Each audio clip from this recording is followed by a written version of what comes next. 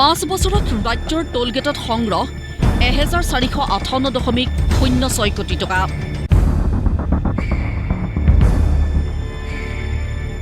বিপৰীতে জৰাজীৰ্ণ ৰাষ্ট্ৰীয় ঘাইপথ। নিতৌ সংঘটিত হৈছে দুৰ্ঘটনা, জিয়াতো ভুগিছে জনতাই। ৰাজ্যৰ পথ যোগাযোগ ব্যৱস্থা অধিক সুচল কৰাৰ লক্ষ্যৰে নিৰ্মাণ কৰা 4-লেনযুক্ত ৰাষ্ট্ৰীয় ঘাইপথ এতিয়া হৈ পৰিছে মৰণ ফান্দ সদৃশ। নিৰ্মাণ কাৰ্যৰ লেহেমীয়া গতি আৰু মেৰামতিৰ অভাৱৰ ফলত জমৰ যাতনা ভুগিবলগীয়া হৈছে ৰাজ্যবাসীয়ে। কিন্তু ৰাইজৰ সমস্যাৰ প্ৰতি যেন গুৰুত্ব দিবলৈ আহৰি নাই ৰাজ্য চৰকাৰখনৰ।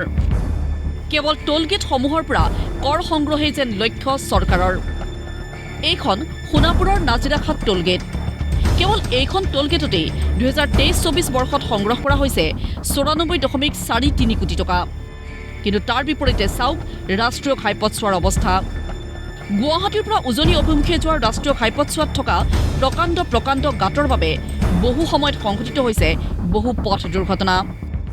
এই কথাটোতো আৰু সৰ্বজন বিদিত, সকলোৱে জানে যে আমি গুৱাহাটীৰ পৰা যদি আমি জাগিৰোডলৈ আমাৰ সকলো সময়তে অফিচ কাছাৰীলৈ অহা যোৱা কৰা আমাৰ কৰ্মচাৰীসকল, আমাৰ মহাবিদ্যালয় বিদ্যালয়ৰ পৰা ল'ৰা ছোৱালীসকল আহি থাকোঁতে কোনফালেৰে গাড়ীখন আনিম, কোনফালেৰে মটৰচাইকেলখন আনিম চিন্তা কৰি আহিব লগা হয়। কাৰণ ইমানেই গাঁত আছে আৰু বৰষুণ দিলে পানী কোনফালে ওলাই যাব এই কথাটো আপুনি বুজি নাপাব। একেই সমস্যাৰ ৰহাৰ মাজেৰে যোৱা ৰাষ্ট্ৰীয় ঘাইপথছোৱাৰো। 2023-24 বৰ্ষত এইখন ৰহা টোলগেটত সংগ্ৰহ 61.37 কোটি টকা। কিন্তু কোটি কোটি টকা সংগ্ৰহ কৰাৰ পিছতো ৰাষ্ট্ৰীয় ঘাইপথছোৱাৰ হোৱা নাই মেৰামতি, যাৰ ফলত ৰাইজৰ চৰম হাৰাশাস্তি।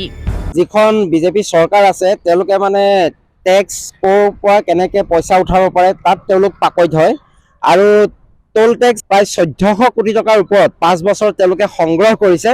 কিন্তু তেওঁলোকে কেইটকা ৰাস্তা ভাল কৰাৰ নামত ব্যয় কৰিছে সেইটো ৰাজহুৱা কৰিব লাগে প্ৰথম কথা। আৰু আমি যদি ৰহাৰ পৰা নগাঁও যাওঁ, গুৱাহাটী যাওঁ বা বৰপেটা বা আমি উজনি ডিব্ৰুগড় শিৱসাগৰলৈকে যাওঁ, অৱস্থা নাই ৰাস্তাৰ। কিমান এক্সিডেণ্ট হৈ মানুহ মৰি আছে ডেইলি। NHAৰ চৰম গাফিলতি আছে আৰু চৰকাৰ উদাসীন। ইফালে 10 বছৰে 60% কামো সম্পূৰ্ণ নহল যোৰহাটৰ অজন্তা বাইপাছৰ পৰা জাজিলৈকে 4-লেনযুক্ত ৰাষ্ট্ৰীয় ঘাইপথছোৱাৰ।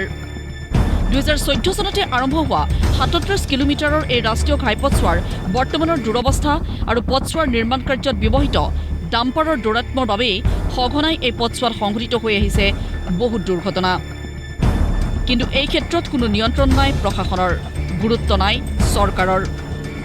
মুখ্যমন্ত্ৰী ডক্টৰ হিমন্ত বিশ্ব শৰ্মাই অহা বৰ্ষৰ ফেব্ৰুৱাৰীত নিৰ্মাণ কাৰ্য সম্পূৰ্ণ হ'ব বুলি মন্তব্য কৰিছে যদিও আশ্বস্ত নহয় ৰাইজ। সেয়ে ৰাইজৰ ক্ষোভ। পৰিবহণ বিভাগলৈ আমাৰ এটা প্ৰশ্ন যে আপোনালোকে সাধাৰণ জনতাক যেনেদৰে হাৰাশাস্তি কৰে, ৰাস্তাৰ কাষত এখন গাড়ী ৰাখিলে যেনেকৈ ফটো মাৰি আপোনালোকে ফাইন কাটে, শিৱা হালকা নামৰ যিজন দুৰ্নীতিৰ খটা কৰি ঠিকাদাৰৰ যিবিলাক 100ৰো অধিক ডাম্পাৰ ইয়াত চলি আছে, ডাম্পাৰবিলাকৰ বিৰুদ্ধে আপোনালোকে কঠোৰ ব্যৱস্থা গ্ৰহণ কৰিব নোৱাৰা কাৰণটো নে আপোনালোকে মাহেকীয়া হাৰত কিবা কমিশ্যনৰ অংক আছে? যিজন শিৱা হালকা তেখেতে অসমৰ য'তেই কাম কৰে তেখেত দুৰ্নীতিৰ খটাকৰ, হয় তেখেতক ব্লেকলিষ্ট কৰে, নহ'লে কামটোৰ পৰা তেখেতক টাৰ্মিনেট কৰে। এই অত বছৰে প্ৰায় 35 কিলোমিটাৰ পথটো সম্পূৰ্ণ কৰাত কিয় ব্যৰ্থ হৈছে চৰকাৰখন? কিহৰ কাৰণে পথটো দুৰৱস্থাৰ কাৰণে ৰাইজে হাৰাশাস্তি খাবলগীয়া হৈছে? কিমান মানুহে আৰু মানে প্ৰাণৰ বিনিময়ত বা তেজ দিলে এই ৰাস্তাটো সম্পূৰ্ণ হ'ব, এই কথাটো চৰকাৰখনে স্পষ্ট কৰিব লাগে।